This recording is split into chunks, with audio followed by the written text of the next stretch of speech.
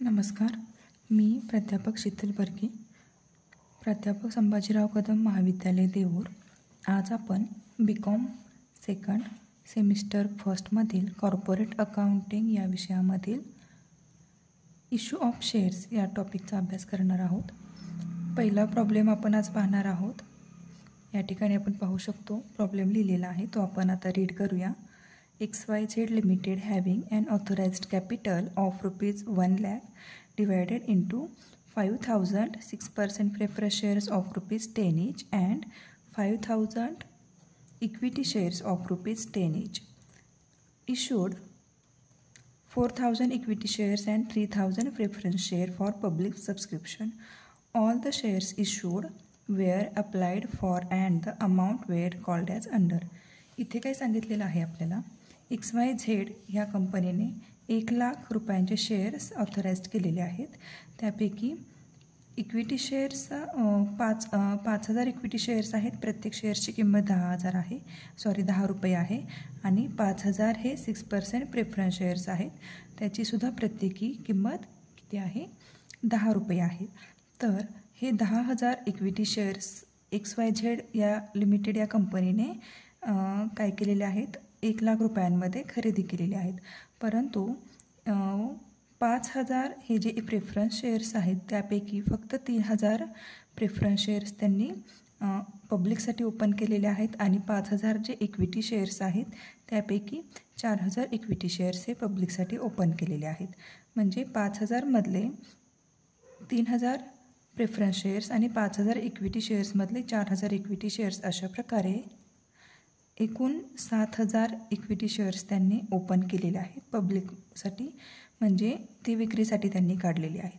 मग त्यांनी त्यांचे रूल्स कसे ठेवलेले आहेत ते पुढे पाहूया. इक्विटी शेअर्सचे रूल्स दिलेले आहेत आणि या ठिकाणी प्रेफरन्स शेअर्सचे रूल्स दिलेले आहेत. ॲप्लिकेशन मनी इक्विटी शेअर्सचा 1 रुपया आहे आणि प्रेफरन्स शेअर्सचे 2 रुपये आहेत. अलॉटमेंट मनीमध्ये इक्विटी शेअर्स 3 रुपयाला आहे आणि प्रेफरन्स शेअर्स 2 रुपयाला आहे. फर्स्ट कॉल आणि फायनल कॉल हे दोन्ही शेअर्स 3-3 रुपये आणि प्रेफरन्स ₹3-3 रुपयाला आहेत. All the amounts were received on due date pass necessary journal entries including cash transactions in the books of XYZ limited company. इथे आपल्याला जर्नल एंट्रीज तयार करायच्या आहेत. तर आपण जर्नल एंट्रीजला सुरुवात करूया. या ठिकाणी पाहू शकतो आपण सोल्युशन दिलेलं आहे. तर पहिलं सोल्युशन कसं, हे एंट्री कशी आली ती पाहूया. Bank account debit to equity share application account to 6% preference share account, ही अशी पहिली एंट्री दिलेली आहे त्यांनी. तर ती कशी आली आपण पाहूया. सुरुवातीला बँकेला आपण डेबिट का केलेलं आहे ते पाहूया. कारण हे जे इक्विटी शेअर्स जे दिलेले आहेत ते खरेदी करण्यासाठी आपल्याला डीमॅट अकाउंट ओपन करावं लागतं आणि बँकेतून पैसे आपल्याला डीमॅट अकाउंटला ट्रान्सफर करावे लागतात. डीमॅट अकाउंटमध्ये, कोणत्याही डीमॅट अकाउंटमध्ये पैसे ट्रान्सफर करताना आधी आपल्या कॅश ही आपल्या बँकेच्या अकाउंटमध्ये असायला हवी आणि बँकेच्या अकाउंटमधून आपण ते पैसे डीमॅट अकाउंटला ट्रान्सफर करतो आणि त्या डीमॅट अकाउंटमध्ये आपण शेअर्सची किंवा स्टॉकची खरेदी विक्री करत असतो. त्यामुळे स्टॉक खरेदी करण्याआधी आपल्याकडे बँकेत पैसे असले पाहिजेत आणि बँकेतून ते पैसे आपण आपल्या डीमॅट अकाउंटला मग आता या ठिकाणी डीमॅट अकाउंटला पैसे ट्रान्सलेट केल्यानंतर आपली एंट्री कशी होणार आहे पुढे. तर ॲप्लिकेशन मनी इक्विटी शेअर ₹1 आणि प्रेफरन्स शेअर्स ₹2 दिलेलं आहेत आणि आपल्याला 5,000 पैकी 4,000 इक्विटी शेअर्स आणि 3,000 प्रेफरन्स शेअर्स खरेदी करायचे, म्हणजे तशी मुभा दिलेली आहे. मग 4,000 गुणुले 1 बरोबर 4,000 आणि 3,000 गुणुले 2 बरोबर 6,000 रुपये या ठिकाणी आपल्याला दोन्ही मिळून होत आहेत आणि हे दोन्हीची अमाऊंट मिळून बँकेतून आपण 10,000 रुपये आपल्या डीमॅट अकाउंटमध्ये ट्रान्सफर केलेले आहेत. मग आता याचं नॅरेशन कसं होणार आहे. Received application money for 4,000 equity shares @1 per share and for ₹3,000 preference share @2 per share. ठीक आहे, ही पहिली एंट्री लक्षात आली असेल. आता दुसरी एंट्री आपली कशी असणार आहे. तर जेव्हा आपले पैसे डीमॅट अकाउंटला येतात आणि त्या पैशांमधून आपण स्टॉक खरेदी करतो तेव्हाची ही एंट्री आहे. म्हणजे डीमॅट अकाउंटला पैसे आलेले आहेत, त्या पैसे खर्च करून आपण स्टॉक खरेदी करतो आहे. म्हणजेच डीमॅट अकाउंटला या ठिकाणी आपण डेबिट करणार आहोत, कारण डीमॅट अकाउंटमधून पैसे वापरून आपण स्टॉक खरेदी करत असल्यामुळे डीमॅट अकाउंटमधले सगळे पैसे स्टॉकमध्ये जाणार आहेत. त्याच्यामुळे हे जे 2 डीमॅट अकाउंट आहेत, इक्विटी शेअर ॲप्लिकेशन अकाउंट आणि 6% प्रेफरन्स शेअर ॲप्लिकेशन अकाउंट, हे डेबिट होणार आहेत. आणि इक्विटी शेअर्स खरेदी केलेले आहेत 4,000 रुपये, ते आपण क्रेडिट करणार आहे. आणि जे प्रेफरन्स शेअर्स खरेदी केलेले आहेत 6,000 रुपयांचे, ते सुद्धा आपण क्रेडिट करणार आहे. त्यामुळे equity share application account debit 6% preference share application account debit to equity share capital account to 6% preference share capital account. याचं नॅरेशन कसं होईल? Being transfer of application money to respective capital accounts. ठीक आहे. आता पुढची एंट्री कशी करायची आहे या ठिकाणी पहा. ॲप्लिकेशन मनीचं हे दोन्हीचं आपलं कंप्लीट झालेलं आहे. अलॉटमेंट मनी इक्विटी शेअर ₹3 आणि प्रेफरन्स शेअर दिलेले आहेत ₹2. म्हणजे इक्विटी शेअर 4,000 गुणुले 3 आणि प्रेफरन्स शेअर 3,000 गुणुले 2 अशी अमाऊंट आपल्याला या ठिकाणी करायची आहे. इथे पहा एंट्री, या एंट्रीनंतर ही एंट्री असायला हवी होती, पण इथे बाय मिस्टेक एंट्री ही खाली गेलेली आहे. त्याच्यामुळे आधी आपण ही एंट्री पाहूया. बँक अकाउंट, कारण बँकेतूनच पैसे आपल्याला डीमॅट अकाउंटला ट्रान्सफर करायचे असतात. Bank account debit to equity share allotment account to 6% preference share allotment account. ठीक आहे. मग आता इथे 12,000 आणि 6,000 कसे आले या ठिकाणी पाहू शकतो आपण. 4×12 इक्विटी शेअर्सची अमाऊंट आली 12,000 आणि 3×2 6 प्रेफरन्स शेअर्सची अमाऊंट आली 6,000 रुपये टू इक्विटी शेअर्स, आणि ह्या दोन्हीची बेरीज 18,000 रुपये बँकेच्या आपण अकाउंटमधून डीमॅट अकाउंटला ट्रान्सफर केलेली आहे.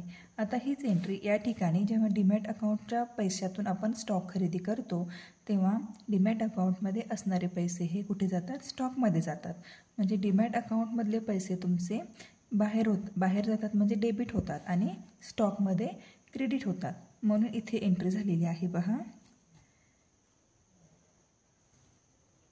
Equity share allotment account debit 6% preference share allotment account debit to equity share capital account to 6% preference share capital account, दोन्हीची अमाऊंट तेच असणार आहे. आता पुढे पहा. फर्स्ट कॉल इथे दिलेले आहेत, कारण ॲप्लिकेशन मनी आणि अलॉटमेंट मनी दोन्हीही आपले इथे कंप्लीट झालेले आहेत. फर्स्ट कॉल आहे ₹3 आणि प्रेफरन्स शेअर्सचे पण ₹3 आहेत. फायनल कॉलचे पण इक्विटी शेअर्सचे ₹3 आहेत आणि प्रेफरन्स शेअरचे सुद्धा ₹3 आहेत.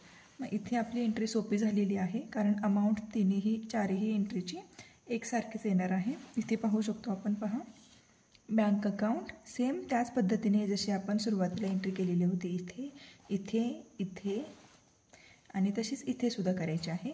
Bank account debit to equity share first call account to first call, म्हणजे इथे फर्स्ट कॉल लिहिलेला आहे म्हणून आपण इथे फर्स्ट कॉल घेतलेला आहे.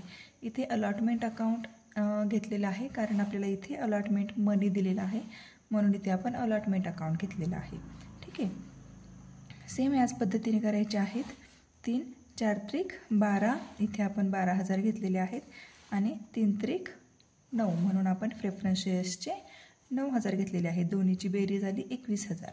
त्याच पद्धतीने इथे सुद्धा काय केलेलं आहे, डीमॅट अकाउंटमधून पैसे डेबिट झालेले आहेत आणि स्टॉक जे आपण खरेदी केलेले आहेत त्या स्टॉकमध्ये पैसे क्रेडिट झालेले आहेत. म्हणून डीमॅट अकाउंटला, दोन्हीही डीमॅट अकाउंटला आपण इथे क्रेडिट केलेलं आहे. आणि जे दोन शेवटची एंट्री पाहूया. इथे बघा फायनल कॉल दिलेले आहेत ₹3 अँड ₹3, म्हणजे equity shares ₹3, preference share ₹3. Same त्याच पद्धतीने इथे करायचं आहे. Bank account debit to equity share final call account to 6% preference share first call account. Amount तीच येणार आहे 4 ते पहा 4×12 आणि 3×9.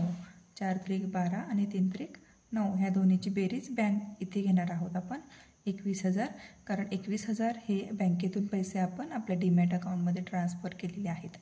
त्यानंतर डीमॅट अकाउंटमध्ये ट्रान्सफर केलेले पैसे आपण स्टॉकमध्ये ट्रान्सफर करणार आहे. त्याच्यामुळे डीमॅट अकाउंट इथे डेबिट होणार आहेत आणि स्टॉक हे क्रेडिट होणार आहेत.